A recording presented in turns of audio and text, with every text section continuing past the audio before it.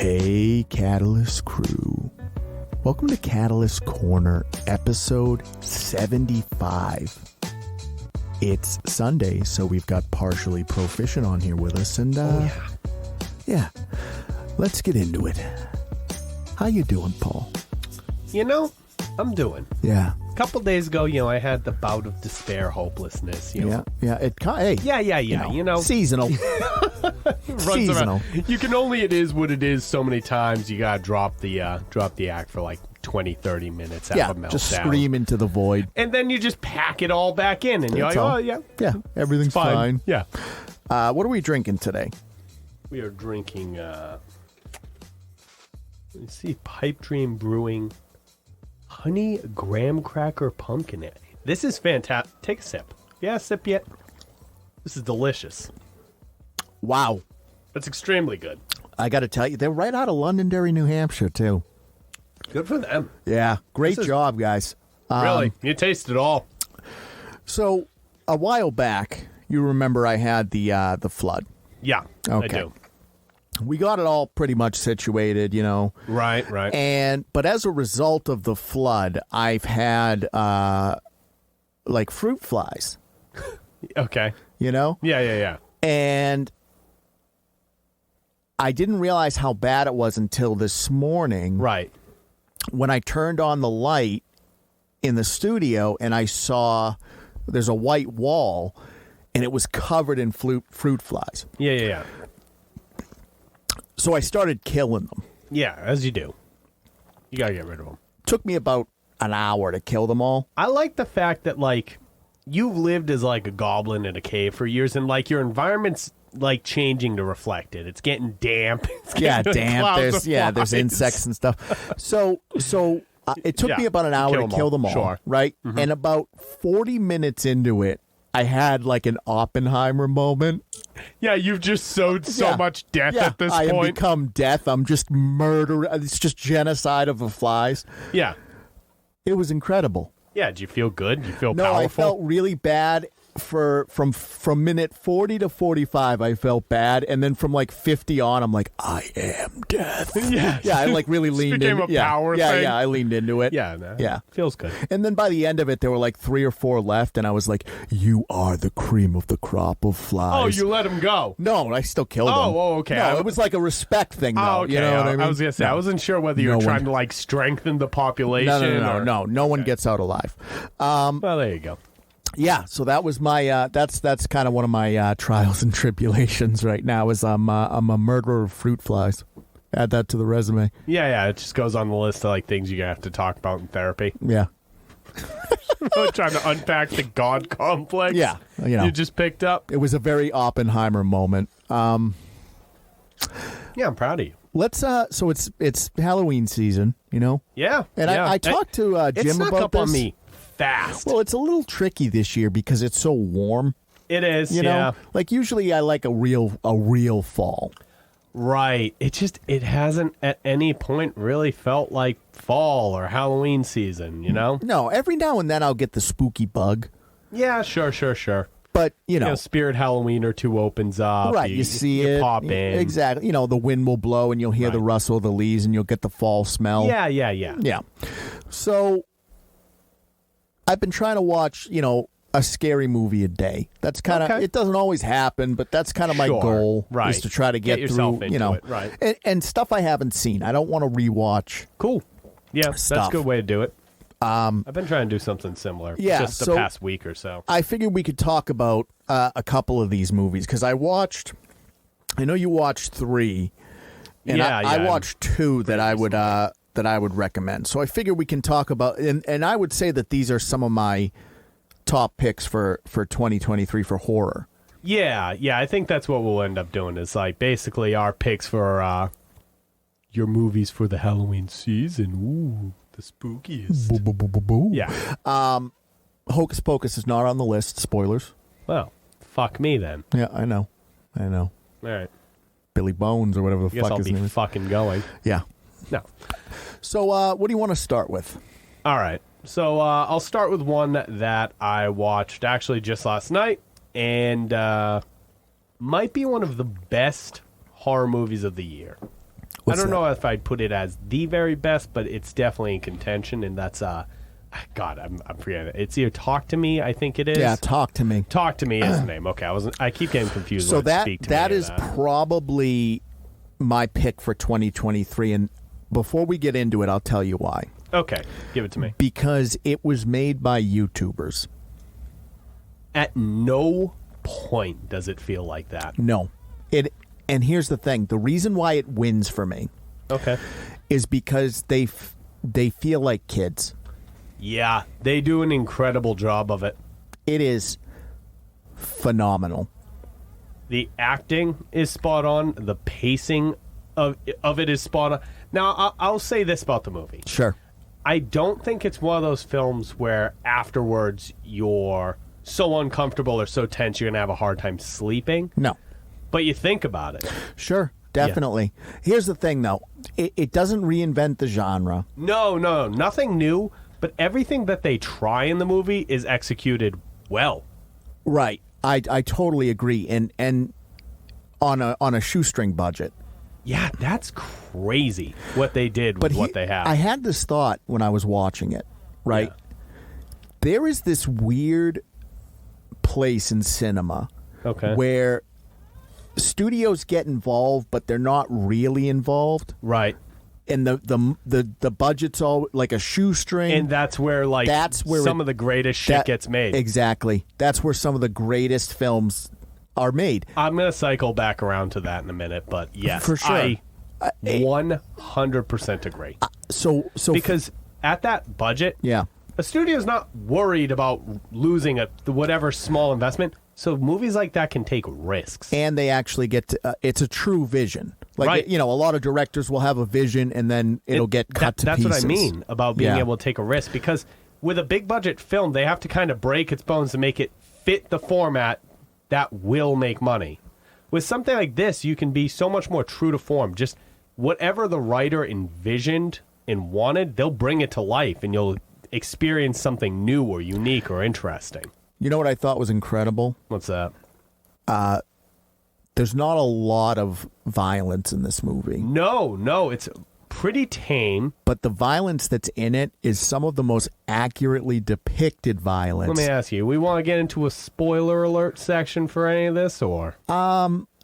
I struggle because it's still so new. That's true. And I honestly, you know what? I think the power of the movie is going into it without really knowing. I agree. I won't get into details then about it.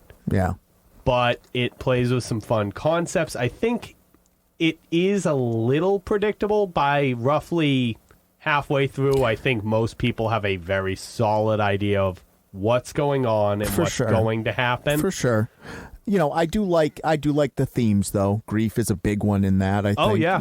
And it's a nuanced movie. There's like layers to it too. I mean, obviously it is I'm like totally blanking on the term. But they use like these seances as like a stand-in for teens lashing out, trying to cope in unhealthy ways because, you have these immature people. Right. And a lot of times they could be allegories for drugs and things of that nature. Thank you. Yeah. Thank you. Yeah. That's what I'm talking about.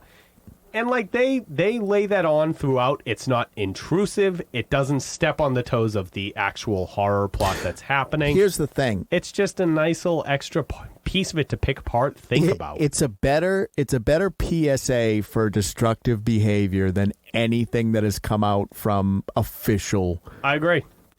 Especially for Gen Z. I think. Because I really think this is a true Gen Z movie. The destruction of several of the characters in that movie, like their slow fall, is amazing. It's an incredible film. It's well done. It's smart. The and here's pacing the thing. Is good. I agree. It's the reason why I harp on it so much is because of who made it and for how much it was made for. Right. So it's like for you to pull that out of the air. It's another one that got funded by who else? A24. Yeah. They distributed it. They didn't fund it. They just picked it up. Okay. And I think that really speaks to them as a company because there are very few movies that they put out that I go, what are you doing? They really don't miss. They're really, really good. Fantastic. All right. Let me, before we get into yours, because I want to stick with A24 for a minute. Okay, go with it. So this other one I watched is not from 2023. Okay. But it's new to me. Okay. And it's called The Blackcoat's Daughter. Okay, I haven't seen it. It is a slow burn. Okay. I watched that as a double feature with Talk to Me. Really? Okay. And I was like, I watched Talk to Me first, and I'm like, nothing is going to make me, And then I watched this, and I was like, holy fuck. Yeah. 2 A24s in a row. And just both complete hits. The gist of Blackcoat is a troubled girl who ends up getting stuck at the girls' boarding school over a holiday. Okay. With another girl. Gotcha. And some zany stuff happens. There's some possible demonology, and it's disturbing. It's a disturbing, slow burn, psychological. That's A24's wheelhouse. Yeah, it was like real good. They're so good with the slow and burns, it has the some psychological it has elements. some star power behind it. Really? Yeah, it's let me look it up real quick. Sure. And you know what? Just to go back, I don't think we ever really hit like a quick synopsis of Talk to Me. For what's worth, the film is basically centered around a group of teenagers who are able to conduct seances with this. Yeah, there's like a plaster hand. Right. But, I mean, it looks like a plastered hand, right? Right. And you grab the hand and you say, talk to me, and then you can commune with the dead. The dead, pretty much. And, shit goes off the rails. Right. There were rules and stuff. But rules get broken. Not in the campy fashion of like a God, what was that one? They were doing like the Truth or Dare. They've had all sorts of terrible ones. Like teen seance one. Truth or Dare was one. It's the teen seance movie, but done well. It's not campy. How I always ridiculous. I know I like shit on like, for a modern audience, but like this is for a modern audience. It's updated without losing how it should feel. Right, because there's diversity, there's a younger protagonist, female protagonist too. Yep. And it just works so well. You just immediately you identify, you want these kids to be okay. Yep. It's just really, really well done. Yeah, it's a great film. So go back to Blackcoat's Daughter. Yeah, let's jump back to Blackcoat. Yeah. No, it's okay. Pulled you back there. Yeah, so it has a bit of star power in it. So it has Emma Roberts. Okay. You know who that is? No. Let me. Yeah, I'm terrible with stars, so like you have to give me these people. She's in like American Horror Story and stuff. Oh. Okay, yeah, you pulled up a picture for me. Little fun fact: Julia Roberts' niece. No idea. Oh. Yeah. There you go. Thank you. And then this girl. Yeah, that one. She was Sabrina in the Netflix show.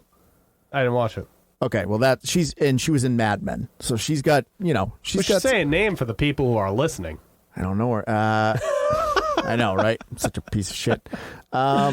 Pulling up pictures for me on our audio podcast. How fucking it's Kiernan Brenna. Okay. So she's phenomenal in it. Yeah? She's really she's the she's the one that's going through it, and she just sells the whole situation so well. I might have to check that one out tonight. Yeah, that one is I highly recommend it. Now, it came out it's a little older, right? It came out in 2017. Mm-hmm.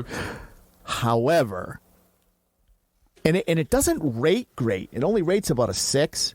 Oh. But here's the thing. With horror flicks, it's very subjective. Right. And to me, if you're down for the slow burn, right. Whoa.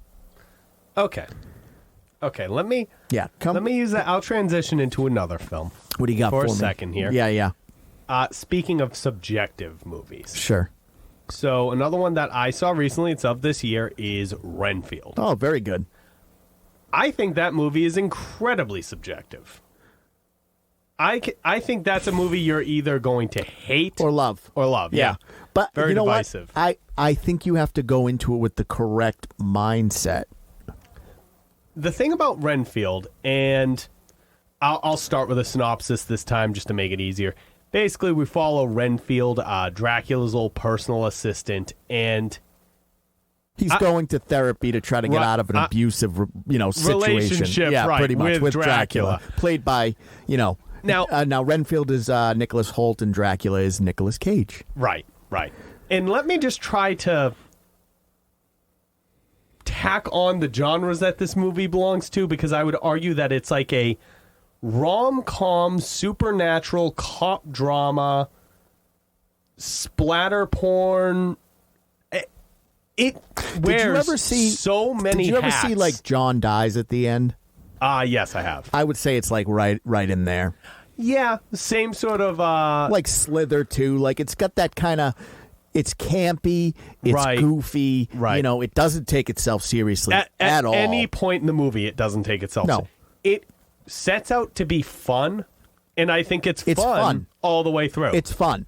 That's exactly like if you're going in for a horror flick, you're going to be disappointed. It's fun. Now the humor runs through the movie all the way through. Yep. I think there are a few misses, at least for my own personal humor. There was a few jokes that were groaners for me, but overall, it's funny.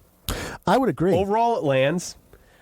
I mean, they set this whole thing in like a weird, like I said, a cop drama, like mafia versus like it's like this it's pure so cop in a city. Yeah, right. It's so cartoonish. Oh, it reminded me of like a low budget Punisher film movie where they hammed in Dracula and it's vampires. Just so funny. And then there's the abusive relationship, self-help aspect of it, and it's just chock full of so many. But then on top of it all, you have Nicolas Cage, who's pardon the pun, batshit insane. I love him.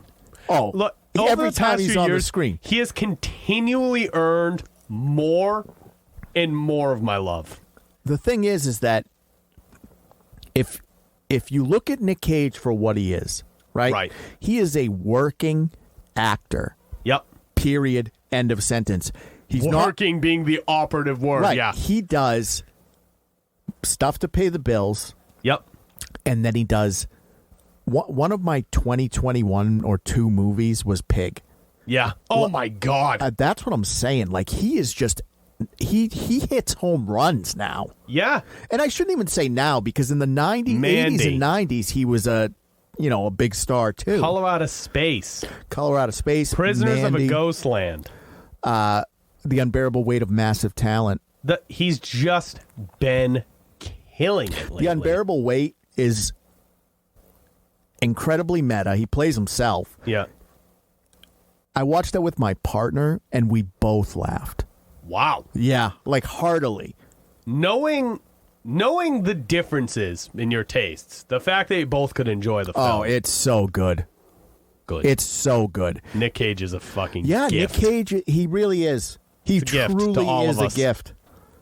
So I got to tell you, I'm on board. There's been such a renaissance for him, and I love it. But here's the thing, is that you also have to kind of understand that there's almost like a bipolarity to Nick Cage. There's the serious actor. Right. And then there's the batshit insane guy. He'll do the goofy roles, just play it up to an 11. But if you go back through his catalog and stuff, with that mentality, the Wicker Man. He's just the guy who turns it up to an 11. Yes. And you know what?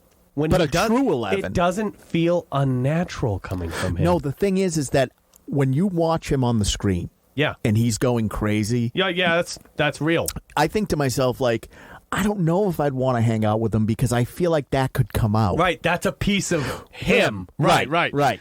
As much as that's the character, Nick exemplifies it. He brings it out of himself. Yeah, it's so good. He's so good, and I enjoyed Renfield. It wasn't the greatest movie of all time. No. You know what it was though? It was fun. It was fun. I think if you sell that to someone as just being fun, right? I don't think it's polarizing. You're gonna get a little bit of your Halloween vibe there. There's vampires. There's a little bit of violence, a little bit of action. You go a little bit of violence. There's Mortal Kombat fatalities in that. You know what? I'm glad you brought that up. I'm glad you brought that up. Yeah. Well, here's what I'm saying is the violence is contained to like 3 or 4 sequences throughout the film. Yeah. I would say. Yeah. And yeah, yes, there's like 3 big scenes. When it's there, it's that's why I say it's a splatter porn, over the top. It has like a Mortal Kombat X-ray move get performed at one point. Do you know what's funny about it though is which is insane and I love. What's funny about it is when I look at Talk to Me. Yep. That violence is disturbing. Yes. When I look at Renfield, it's not, and there's way more of it. I was going to say, the violence in Talk to Me is so much more restrained, but it's disturbing and upsetting.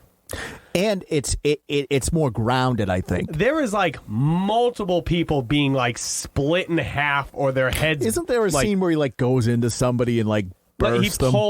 He bursts a man. Like there's arms getting but none of it is terrifying. It's all just sort of played for laughs. It's a joke. Right. There's so much of it and it's so gratuitous. It's just like your brain can't even... It's absurdist. Right. And it's very akin to Mortal Kombat. Right. I love it. Me too. And that being said, if I were to take the 3 movies I want to talk about today, I'd probably put Renfield in the 3rd place. I would agree. Yeah, I think Talk to Me. Here's the thing, though. I think it out. I think it depends on what you're looking for. Oh, yeah. These are different, totally different vibes. For sure. And you know what? I would say Talk to Me, and then your second one, and then Renfield in order of spookiest to least spookiest as well. Yeah. Now let me bring up my last film. Yeah. And this one kind of splits the difference. Oh, it's a perfect middle. Right. And for me, that's a triple feature, I think. Yeah. For me, this would occupy my number 1 spot. Sure. Now I'm going to circle back. I said I'd talk about what the risks that can be taken on a shoestring. The sweet spot. Right. Studios are hands off, but I think that's one of A24's things is that they make a lot of smaller films, right? So they do take those risks. So I think years and years back, one of my all-time favorite movies of all time was made under similar conditions. Shoestring budget. Yeah. No interference. No. Just a vision. They didn't even have permits. We got its most. They didn't even have permits. No. They rented it. And we're just like, well, we're filming here. Of course, I'm talking about Evil Dead. It's one of my favorite franchises of all time. Evil Dead is one of those movies that I think it's a pillar. Yes. You know? Right. It defines some of the characteristics we see in horror movies to this day. In pop culture. Yeah. You can be watching, say, like, I don't know, a Family Guy or something, and they'll do an Evil Dead reference. Right. I mean, it's so intertwined. I mean, you had Evil Dead references popping up in mainline Friday the 13th films. Yeah. That being said, go on to what I'm talking about. Sure. The most recent installment of the franchise came this year, Evil Dead Rise. We talked about it. Fantastic movie. Episodes and episodes ago, at this point. But I'll go into it again. I love it. I don't think it's the best of the franchise. No, I would say probably either 2 or 3.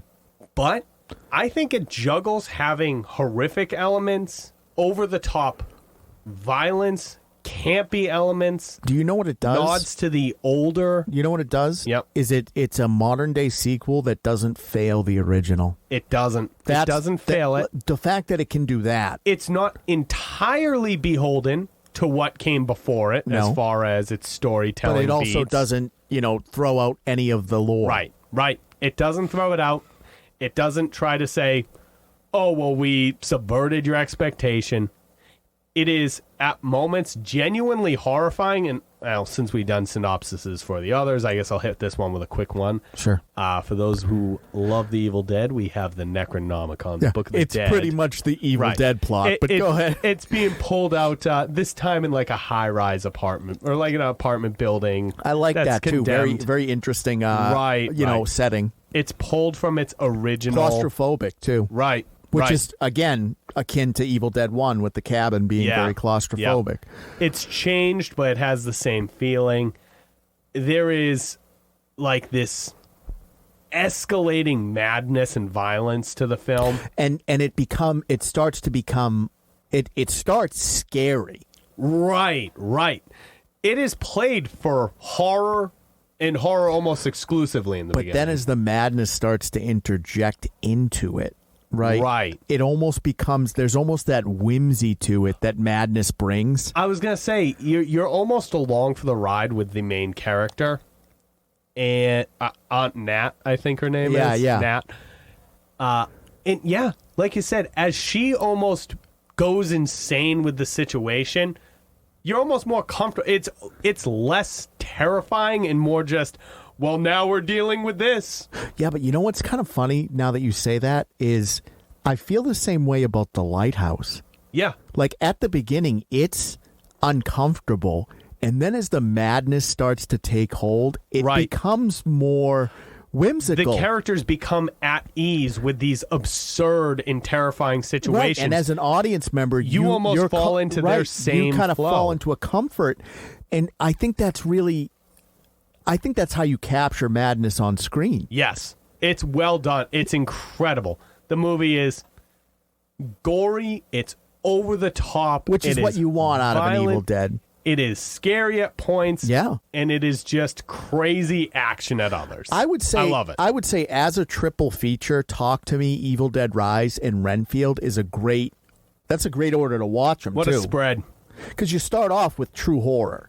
Right. And then you go from horror to madness, which brings in the camp, and then you finish it with complete madness. Right. You roll into a full campy good time. That to me is like the epitome of Halloween. That's a great one. Yeah, that's what I wanted to talk about. That's the three. trick or treat. That's right my there. 3. Yeah. Very, very solid 3. See, because Black Coat's Daughter is good. Yeah. But it's scary. Right. So you can't, Yeah, well, depending on the group that you... Like, again... Talk to Me is scary. I mean, if what you're looking for is a scary movie this Halloween, I say Talk to Me. Yeah, I think Talk to Me is some of the best horror I've seen this year. Like true horror. Oh, yeah. It played straight. Yeah.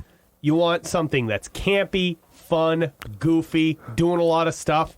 Renfield's right up your alley. And I would say it has that Halloween atmosphere because it's all centered around vampires and the supernatural. There is some solid horror though. In the 2020s, I mean, you have Smile. Yes. You have X and Pearl. You have we've had Terrifier 2. Oh yeah, the whole Terrifier 2. A new slasher icon, Yeah.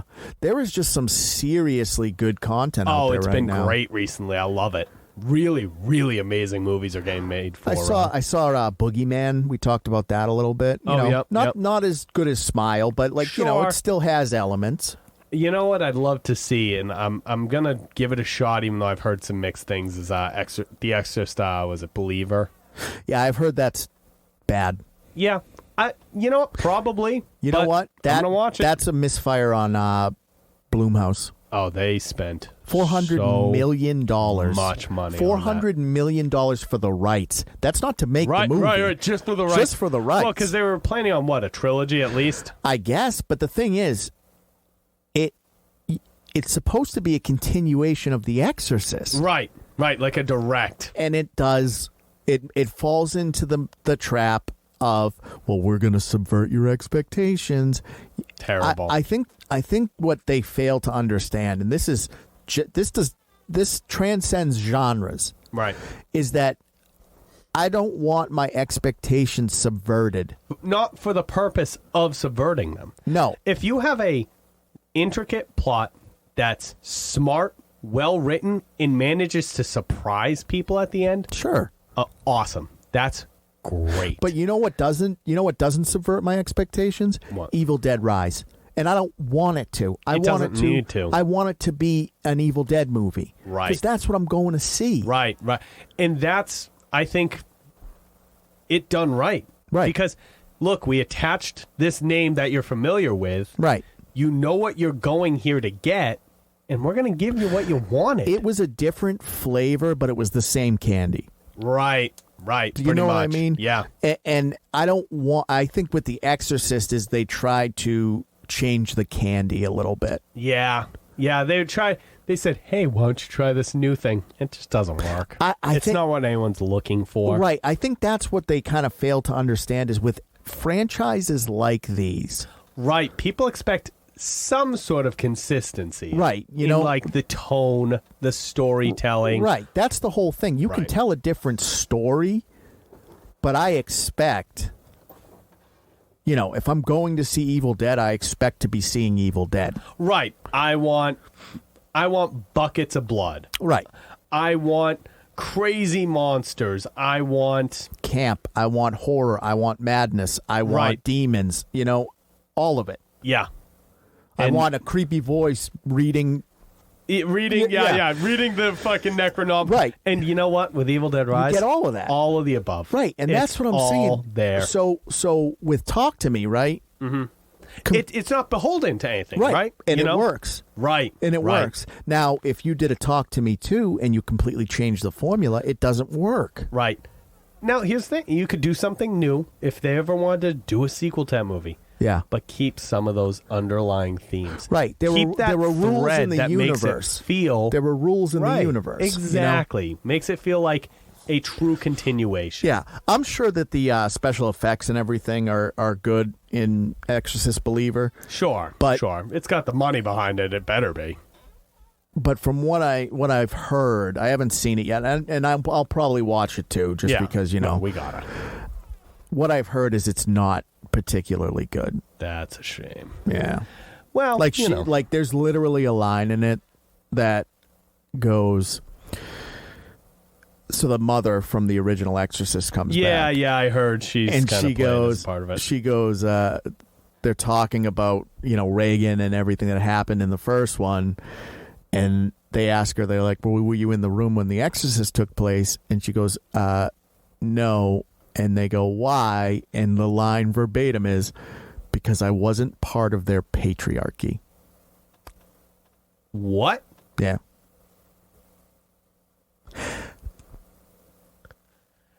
It's not the place. It's not the place. It's not. I'm not there to see that. I'm not there to see that. This is truly misunderstanding. Yeah. What people are here for. Right. I don't care. There might be people who identify with that, who agree with that, hold on. Who are in the theaters. Just to be clear, though, both of those priests died to save that little girl. Yeah, I know. I'm just saying. So, here's the thing. And here's where I'm going with this is you can 100% think that there's societal issues that we have, and there are.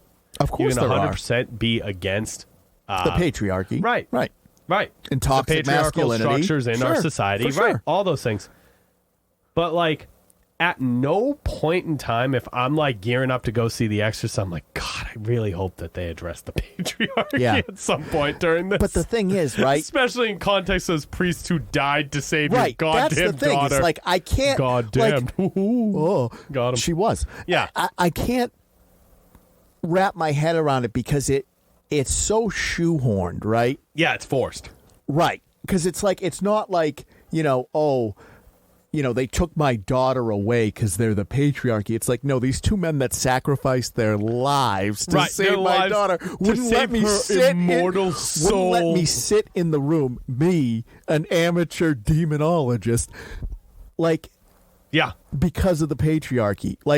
That to me, that can ruin a film. Right. Because especially a horror film, because the whole trick with horror is you have to be invested in the movie. Right. And as soon as you do that, it takes you out. You pull the audience right out of the film. Because it's such a confusing thing where it's what's that about? They didn't let you stay in the room with her because they're the patriarchy. Yeah. These crazy. Evil patriarchal What a crazy shits. fucking thing to say. Yeah, I don't know, man. That's fucking... All right. You know what? We're good on But that being said, there is some fantastic films. This Halloween season if you're feeling spooky, yeah, I would recommend Talk to Me. I would recommend Evil Dead Rise. Renfield, if you're feeling a bit silly. Yeah, a little bit more fun. Little blast from the past on the Black Coat's Daughter. Yeah, a little extra there for you. There's a lot. Let us know if you watch any of these, what you think. Or if you've seen them, yeah. Yeah, what's your favorite? Where you rank them? Throw it in the comments. Yeah, tell me about it. So, yeah. What else has been going on? Well, I've been on a little vacation away from work, had some personal stuff happening, so I've been taking a little hiatus away. Sometimes you need that. Yeah. I've been just me and my son for a little bit here. How's that, little father-son bonding? Yeah, it's good. Yeah. It's fun, man. I mean, is it patriarchal, though? Yeah, it's extremely patriarchal. The only figure in his life right now. Right, that's true. Yeah, his mom's in New York. She's away. She's just doing her own thing, but she'll be back soon. Yeah, no. So, you know what I did? I took him to a Renaissance fair over the weekend. Oh, man, he must have went nuts. Yeah. So, I mean, hey, look, everyone knows we're New Hampshire based. I go by old King Richards down in Massachusetts. Yeah. And I like a King Richards fair. It's fun. It's a great atmosphere. The actors there have a great time. They do a good job. They make it very fun and engaging. It's very non-threatening. Yeah. I'll say this. I don't know that I'm going to keep doing it. Really? Yeah. So I've been going to this one for a long time. I mean, it's probably 8-10 years. More 10, going 10 to 15. Yeah. Oh, wow. Oh, shit. Maybe 6. Yeah, more than that even. Wow. It's been a while. Been doing this for a minute. But, yeah, so what I've noticed, it just seems to be getting more crowded. It's a shame. I mean, it's one of those things where you want it to get more crowded because they can grow, but at the same time, again, it's the same with the movies, right? It loses a bit of its magic. Right. You're waiting for lines on everything now, which just doesn't feel very Renaissance-y. Yeah.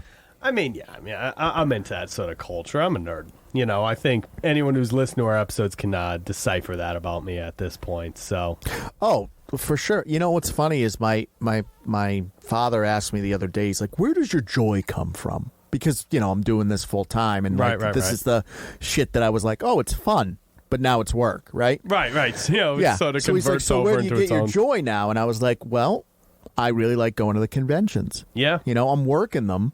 But it's so awesome to talk to everybody, see the cosplays, you know what I mean? Yeah, and when we do meet people who know us, it's super cool. It's awesome. Right. They get excited. We get excited that they're excited. Right. I feel like an idiot. I'm like, why is anyone excited to see us? Of all goddamn people. It's fun. But I love it. It is fun. And then even when people get excited about like the, Right, what we have at the booth or whatever. Yeah, right. it's just that's where my joy comes from. Yeah. So, that's my little slice of joy, is my little Renaissance fair. Did you dress up? Yeah. I threw on a little period outfit. Very nice. Got the boy in some. I mean, he had like a Party City dress up thing that he had for like being a knight. So he did that. And he had a badass time. I bet he really liked it. He was riding horses, watching jousts. I mean, like for a 5-year-old, it's game changer. Listen, I'm down with a Renaissance fair. Yeah. Yeah, have it. You get one of them big old turkey legs. Yeah, for God and King Richard, dude. Yeah. You kidding me right now? Let me tell you something. Yeah. $12 beers as like the minimum. That's incredible. Yeah. They ranged up to like $18 a drink. God damn. You know what, though? The dude that runs that, like, that's his thing. Like, I look at someone... Yeah. Here's the thing. I look at someone like that. He had a passion for it. Yeah. He stuck with it, and now he has. They just made it happen. He has a bit of an empire now. Right. He has a small Renaissance village. That stands he's like literally carved out, and they only do it. Yeah, he's what King is Richard. It's once every. What is it, like 3 months out of the year or something? It's like a month and a half, 2 right. months out of the year. It's like September and October. It's not particularly. No, it's like. But it just generates enough revenue to keep them satiated, I guess. Yeah, knowing the prices in there, because it is a little expensive. I can see how. That makes enough money. Yeah. It's very, wild. very cool. But it's fun. You know what? If you've never been to a Renaissance fair, anyone listening? Give it a try. Try something new. It's good. Speaking of, I like it. Speaking of Renaissance, Okay. bit of a Renaissance man myself these days. I know. You know, we make everything over here at Catalyst. Mm-hmm. So I said to myself, because we do the T-shirts, and that was a bit of a learning curve. Yeah. And I'm starting to get into a flow with that. Right. So I said, okay, what's next? Yeah, that's the thing. Is like every time you get like a little comfortable with something, it's not like, all right, now we're going to buckle down and this is our business. We're going to do just this thing. Like, no, we're going to add another. I'm going to add another plate to spin. Well, you know what's funny is... I love it. That's the right way. You remember when we were working at the software company? Yeah. That's just kind of how it was. Yeah. Right? Yeah. So I cut my teeth with that mentality, so to speak. And here's the thing. I've had people say, well, how can you be good at anything if you do so much? And it's like, I get out of the valley of... A complete beginner? Right. And so when, I get out of that valley, and when I'm on the incline of actually becoming... competent or skilled. Right. Then I'll take something else on, because those skills don't go away. Right, and you're not stopping learning the other skills. No, because I'm still doing all of those, but it's not as much of a chore anymore. Right. It started with the stickers. That took a lot to figure out. Right. But I can do those with my eyes shut now. Right. And the T-shirts took a very long time. Right. But I'm finally at a point now where I'm comfortable. And when I say comfortable, I mean repairing the equipment when it breaks. Like, there's a whole mentality behind it. You know what I mean? So I said, what can I do next? Right. What's going to make this really difficult again? Right. I was like, what's totally opposite of everything else we're doing? Right. As you do. Right. And I said, you know what? I have to start forging things. I handed you an ingot today. Yeah, like a metal ingot. You're like, look at this. It's all polished. That's what and we're everything. doing now. I don't have to make that. We've been selling T-shirts and coasters. You have like a metal ingot. Here you go. Well, you know what I'm going to do? Yeah. I want to do the fertility statue from the beginning of Indiana Jones. Yeah, perfect. Yeah. Yeah. That's, things like that, Mortal Kombat logos, like all sorts of cool shit like that. Yeah, that would be cool. Little like metal coin type things. Yeah. Do you know what's deceptive, though, is I assumed, this has always been my folly. I'm always like, how hard could it be? Mm-hmm. Right? Yeah. And I'm melting them. Really hard, yeah, probably. Melting metal is a bit of an art. Yeah, no kidding. It's like its own profession for thousands of years, and you're like, oh yeah, we're just gonna throw that on the pile. Yeah, but I'm starting to learn. Okay. Yeah, I'm starting to learn. Good. I'm not ready to put anything on the store yet. But soon. We'll see. Couple months maybe. Again, it's a comfort thing. I gotta work on the safety. Mm-hmm. I wasn't wearing a mask. I inflamed my sinuses with the copper there you fumes. go. There you go. it's bad. You can give yourself copper you were poisoning. getting like mutilated in here. Like he's missing like part of a fingertip from like a laser. No, that was from a... that wasn't from the laser? No, that was from a planer. Ah, okay. With the wood, I was flattening a board and I slipped. Yeah, you're just ruining yourself. I'm just paying my blood to the blood god, You want to be successful, you must bleed. Of course. No, I think it's I think there can be we can do some really cool stuff with metal. Yeah. I think there's an opportunity. Well, it just keeps, what it is I think it keeps us creatively fresh. Yeah, it definitely does, because we're never stagnating on one thing. If I were just to buckle down on like the art prints and all of that stuff, I think I would get stale. Right, you'd get really good at it, but when there's nothing more to learn, I think it would lose your interest to an extent, and we wouldn't be trying new ideas. We would be caught in what we're doing. Whereas even if we're working with metal and it's some totally different aspect, it's going to carry over to what we're already doing. Yeah, I mean, we're actually applying a lot of skills from, the past, like 3D printing Right. and all of that as well. So, like, there's going to be some really cool stuff to come out of that, I think. Yeah, it's gonna be interesting. You keep an eye on the store about what goes up, because you know what's crazy though is I've never done it before, right? And it's hard to conceptualize 2,000 degrees. Mm-hmm. Yeah, it's hot. It's like a different hot though. Yeah, it's very. Yeah, but it's very like, hot. No, it's like so hot that it's not hot because your brain can't even in person. You're like, I can't even conceive of the heat. Right, like this is more than hot enough to destroy me. Right. And then some. Right. So, it's crazy. Yeah, it's crazy. At this point, whatever. I did spill a little bit. Oh, you can't be spilling. I dropped a little drop on the floor, and it just, when it hit the floor, it splatters, but it rapidly cools too. So it's just like, I was like, oh, this is how I die. Yeah. You're just going to be like burning yourself with molten metal. Yeah. There you go. Yeah. Perfect. It's cool shit. So that's what's going on in the personal life, basically. Yeah. Little King Richards Faire, some ingots running around. Yeah, you're doing a little. Yeah, you've become a bit of a fucking blacksmith yourself. Yeah, a bit of a blacksmith now. You're a Renaissance man, like you said. Yeah. It's an incredible thing about you. Yeah. I'm like meeting the guy. I'm sourcing my metal. Now, there's another Renaissance man I'd like to talk about. Oh, possibly the greatest of all time. Yeah, flipping bricks from Mansa Musa before we were a Type 1 civilization. Yeah. Turned a brick into an empire. This is, I just want to be clear before we even get into this. Yeah. This is why I can't have a regular job.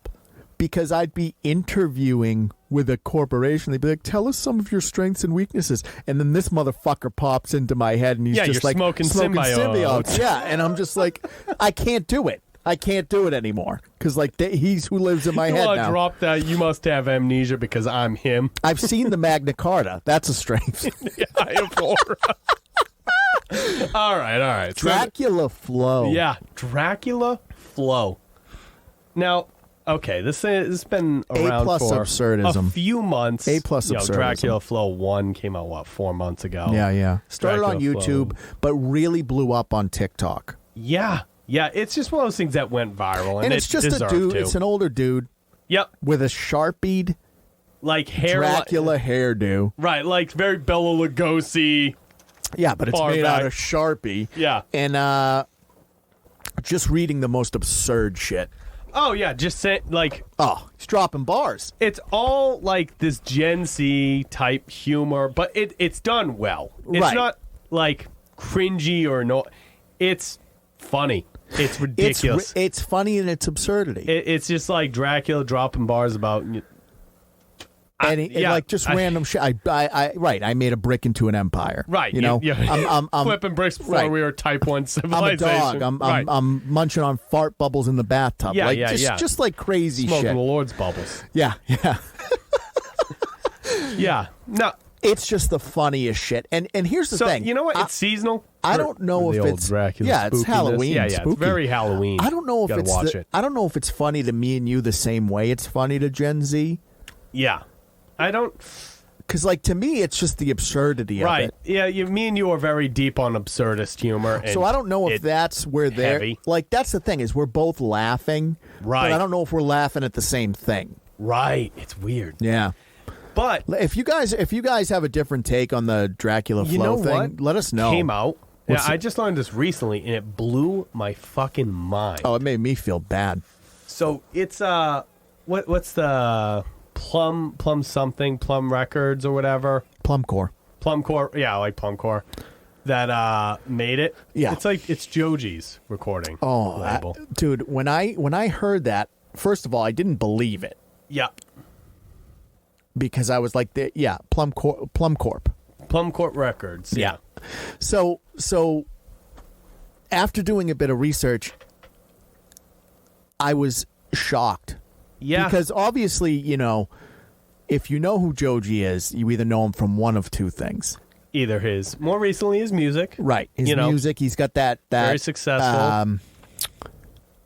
What's the name of that song? It was like real big last summer. Oh, Lord. I don't know. I barely keep up with music most of the time. It was really big, though. It was like, Sure.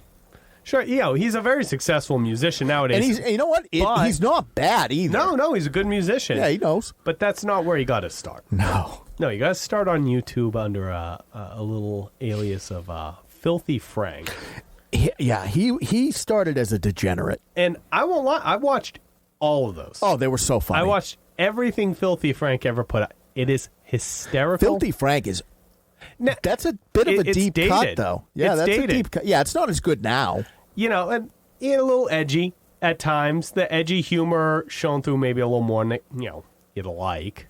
But... Do you know what, though? You know what I'll say, though? Yeah. Is my partner and I started rewatching some of the cartoons, like Family Guy and stuff. Yeah. Some of the shit on Family Guy at the beginning was edgy. Yeah. It was a different time. I think so. Like, you could just say, like, and the thing is like the early... What I think is funny about comedy in general is... Right. Once it evolves, unless it's truly good, it's very hard to go back and be like, oh, yeah, this is still funny. Right.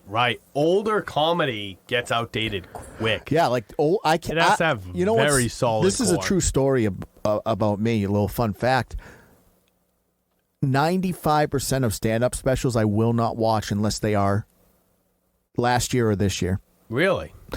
I don't give a shit about what you thought in 2017. The only guy, look, George Carlin, like the greats, right? Sure, all times. I'll watch that because it works today. Right. But I don't want to see a lot. I get what you mean. A lot of comedy is of its time.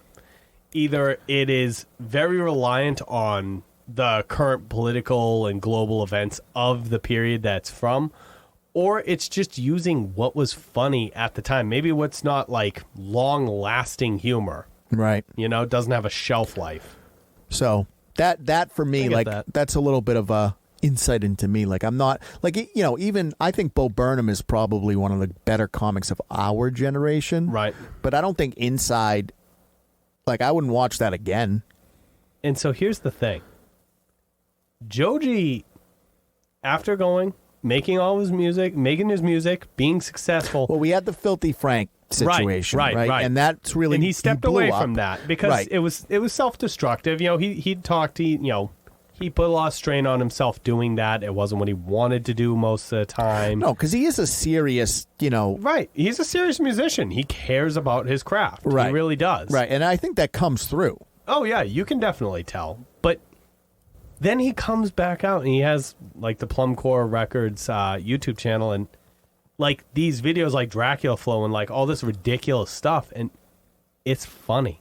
And it's not deplorable. It's not Filthy Frank humor. And here's the thing. It's a different kind of funny, and it's really good. It's very hard to have humor that's not edgy. Right. Be truly funny. Yeah. But when it is...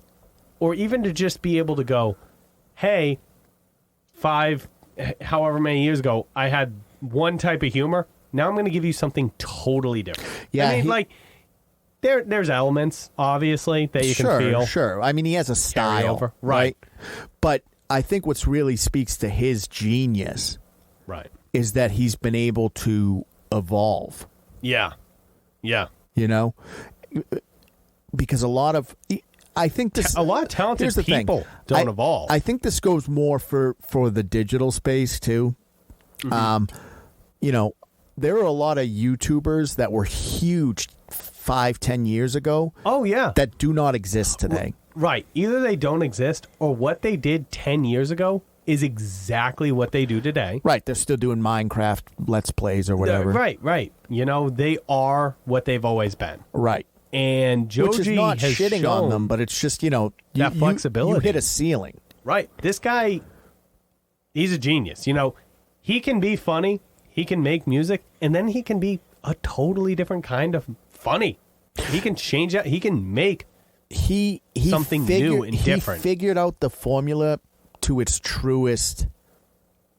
He boiled it down to its most simplistic kind of form, and he's been able to take that and bring it through the years, I think. Yeah.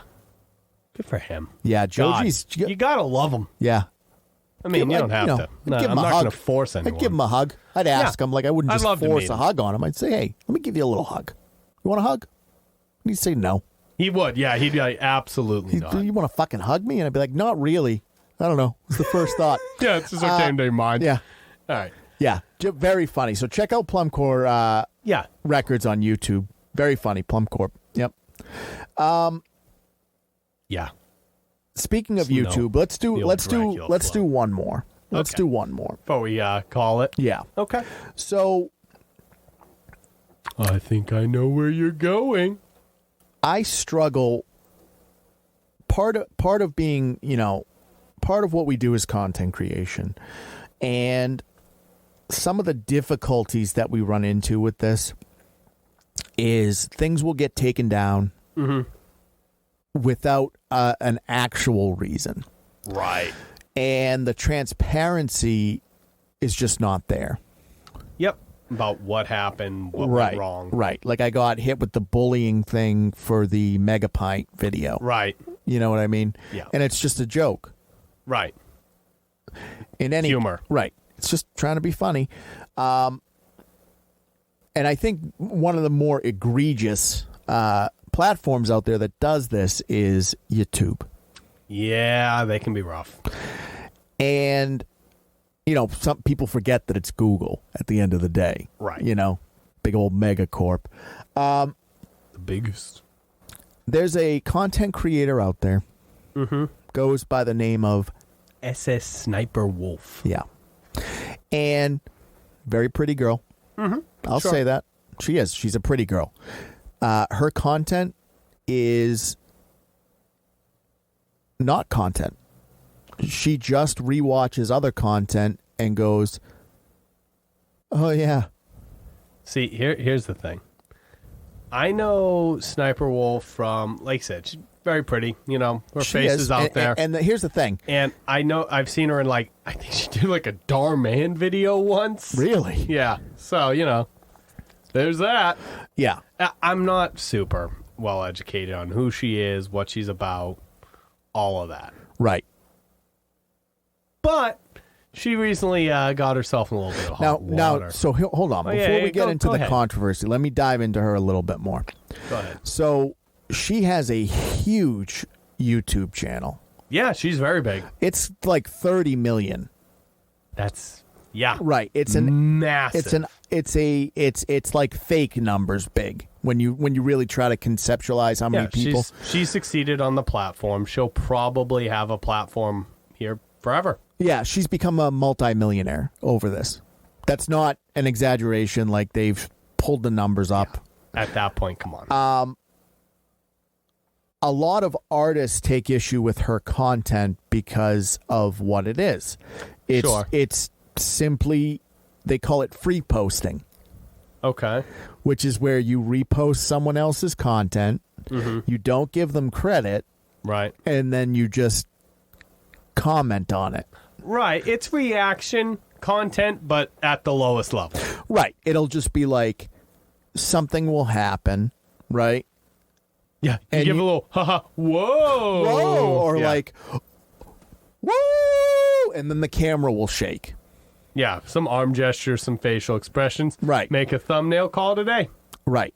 It is the lowest form of content out there. Gotcha.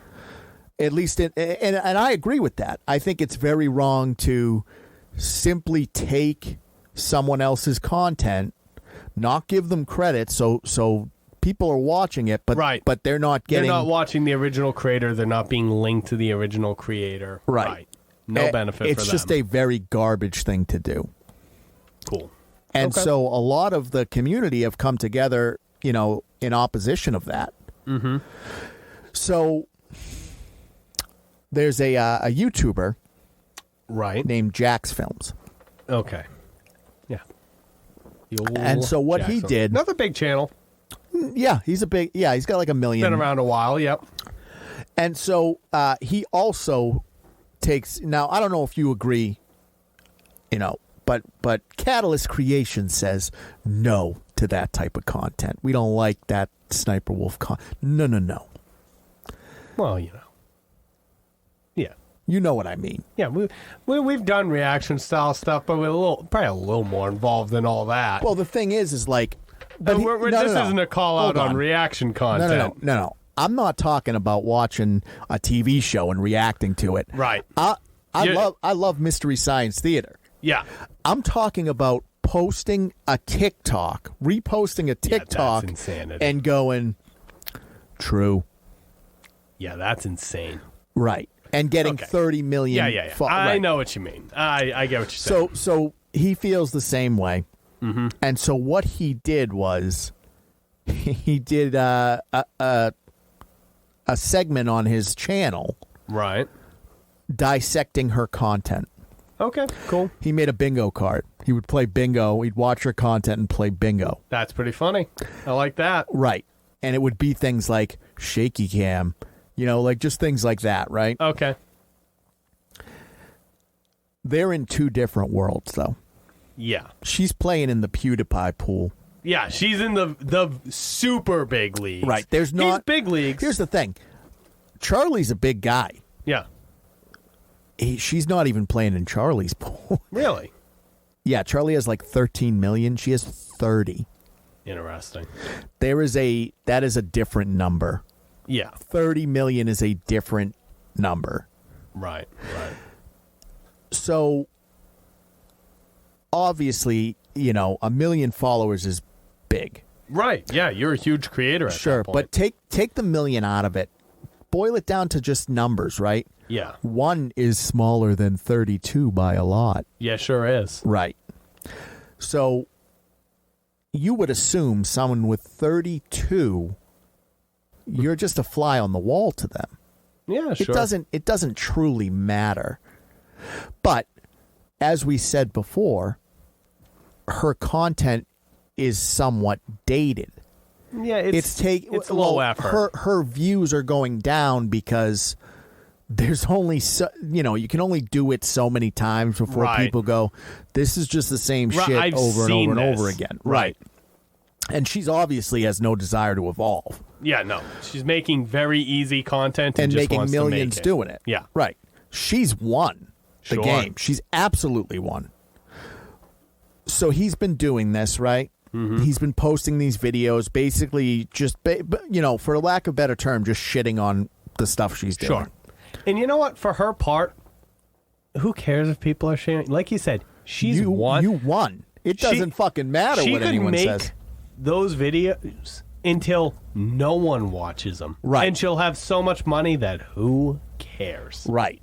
I mean, it's just 34.2 million subscribers.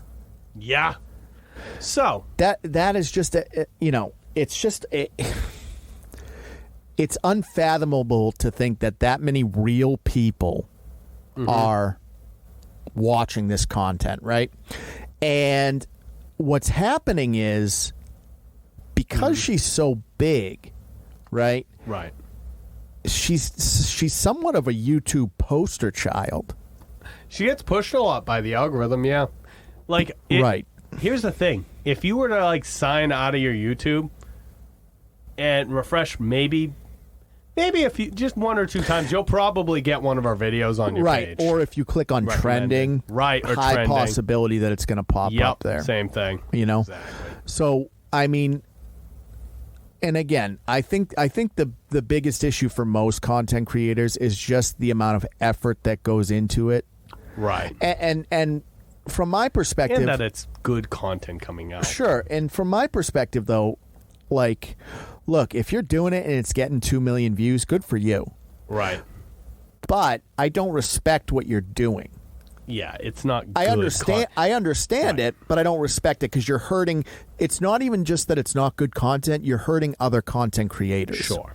That's where I take the issue. Look, let's get into the meat of this one. Yeah. So JacksFilms has been criticizing her. Yeah, he's just, like I said, he's critical about very critical. He's doing the bingo card. Right. About what she's doing. He's just a takedown of what it is. Right. And he actually has 4.88 million. I think he got a pretty big jump through this whole controversy. He's not small. He's never really been like a small guy for a while. No, and his content's decent. Yep. So anyways, she just showed up at his house. Yeah. Now, she didn't just show up at his house. She posted a picture of the front of his house. Yeah. To her Twitter or something. Yeah. Which she has, 5 million followers on Twitter? Yeah. And just said, basically, I'm here to talk to you. Talk to him. Is he going to come out and talk to me about all of this? So here's the thing. Yep. First of all, it's incredibly illegal to dox someone. It's against the federal law to dox somebody. It's against the law. It's absurdly irresponsible. I can't fathom how that idea comes in your head and you think it's a good one. I think that she's got. I don't think she understands what 34 million actually means. Yeah, that amount of people. I think that's just a number to her. And maybe it's not. Maybe she does understand that. But that makes her even worse if she does. Right. If she does understand it, she's just a downright evil person. Right. If she doesn't understand it, there's a little more of a, all right, well, here's what it actually is. Right. If 1% of that 34 million are unhinged, if 0.1%, if 100% are unhinged, right? It's more than one person. Right, it's dozens or hundreds. Right. That are potentially dangerous people, and I'm not even just talking who now about have the address as someone who is critiquing you. I'm not even just talking about swatting either. Yeah, they could just show up with who knows what. Right. A crazy person, right, who has some sort of parasocial relationship with Sniper Wolf, now says, well, I know where he lives. Right. If I do this, she'll love me. Right. This is my way in. This is the Ronald Reagan, Ashley Judd, when he got shot thing. This is insanity. That someone with this much of a platform, this much influence, this much responsibility is so reckless. But the problem is, here's the problem, is that just by its nature, right? A lot of these giant creators grow very quickly. Sure. And do not understand the responsibility that comes with having a follower base of that many. It sounds ridiculous, but there is a real modicum of power that comes to people who have this sort of following. Yeah, it sounds ridiculous to attribute power and influence to a YouTube creator. Yeah, but when here's you have the thing. So many eyes and ears, you have so many people who have established this, parasocial relationship where they feel a connection to you. They think of you as a friend or family member. Freedom fighters in the 60s and 70s giving speeches and stuff that were getting assassinated. That type of shit. Because it's just the ears that are listening to you and your ideas. Right. And it's even more now than it was back then because you have the internet. So to have a platform of 34 million people and if it's not evil and it's just it's just ignorance, and think to yourself, oh, this will be good YouTube content for the drama, and to show up, he has to move now. He has to 100%, move. Yep. Like, you've just uprooted his whole life. Right. That was an objectively evil act. It's crazy. Or ignorant at the, objectively evil and hopefully ignorant. Hopefully, yeah. Born of ignorance. And the thing is, I think the biggest problem that I take with the whole situation is YouTube needs to step in. Yeah. I think at this point, and I know the government was talking about making corporations more responsible for the content that's posted on there. Right. I think at some point, she reached for the throne. Now I need to make an example of I just think there needs to be some police. Yeah. Publicly, too. They should probably film it. Yeah. No, I just think that there needs to be, some if there's not going to be oversight, what's going to happen is you're going to have these individuals grow massive, uncontrollable followings and start doing incredibly unhinged shit, and it's going to result in a crazier, more dangerous world. I think that this sort of thing will cause... Eventually, we're going to get an incident. Something like this... We've had incidents. Sniping has gotten people killed. True. They're swatting. True. Sniping. What I mean to say, though, is maybe not this situation, but a similar one. One of these big-name YouTubers is going to post an address, post information that shouldn't be out there. Someone else... I think it'll take like a Logan Paul or someone else getting brought down by this sort of hubris for things to change. Yeah, but I think they should take. It should start she's here. Akin to. It should start she's here. not a Logan Paul or a. She's not the biggest. No, but she is. She's in the heavyweight category, right? And I think you could stop it before it started. What do? You just do you close her channel? I think that she needs to be deplatformed on whatever platform she posted his address on. Okay, so you leave the YouTube alone, and you basically, but it's Twitter. I know. Which is unfortunate. Yeah, because it's a well, she put the video. Muskism. She put the video on YouTube. Yeah, she should be deplatformed there then too. Yeah, but YouTube will never do that because of the ad revenue. It's crazy. But that's what I'm saying is that's where I think the oversight needs to come in. Is there you need to force these corporations to act and on if they're the not public's interest more so than their self-interest. Sure. Well, yeah, that's a pipe dream. Then people are going to get hurt. Probably. Hey. The hubris and corporate access. I'm curious to see what's going to happen. I'm really curious if. It's a wild situation. If she has no repercussions, then I think we're entering a very scary time. Weird period. This is a bigger deal than I think. Giving the influencers the ability to destroy lives with impunity. Right. That's crazy. And the thing is, right?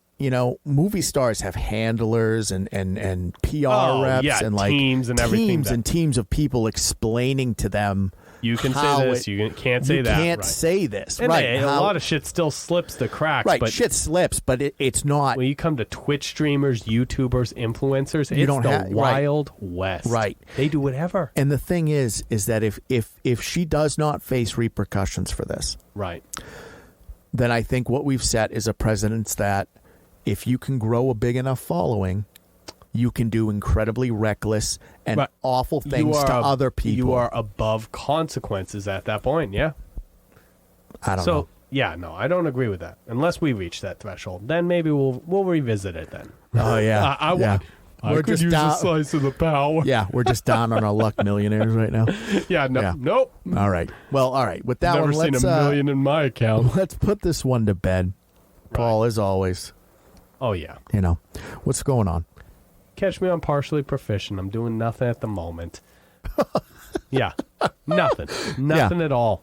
But, I'm gonna tease you all with the same promise as always. We're working on stuff. Things are happening. Don't you goddamn worry about it. There's metal in the forge. Yeah. I'm getting ingots thrown at me. What's going on? Stuff happening. All right, guys. That's episode 75 of The Corner. You know where we're at. CatalystCrafting.com is the main website. Catalyst Creations NH is the Etsy store. We're going to be at Northeast Comic Con on Thanksgiving weekend. Oh, yeah. Yeah, down in Massachusetts. So if you want to come down or if you're in the area, come say hi. But, what do you guys think? I mean, what's your go-to horror movie for Halloween 2023? Right. Do you partake in the Renaissance fairs? Yeah. You excited for some hand-forged Catalyst goods? Yeah. Would you like to see videos on that? Yeah. What do you think of Joji and Dracula? I mean, is Dracula Flow the savior we need, or is he him? Is he him?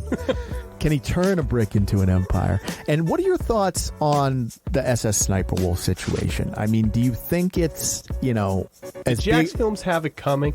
Yeah, right? He was dressed like that, so he deserved it. Yeah, he was asking for it with those vids. Do you think it's as big of a deal as we're saying it is, or do you think that it's just nothing? No, one of those internet drama, I'll blow over in a week. Yeah.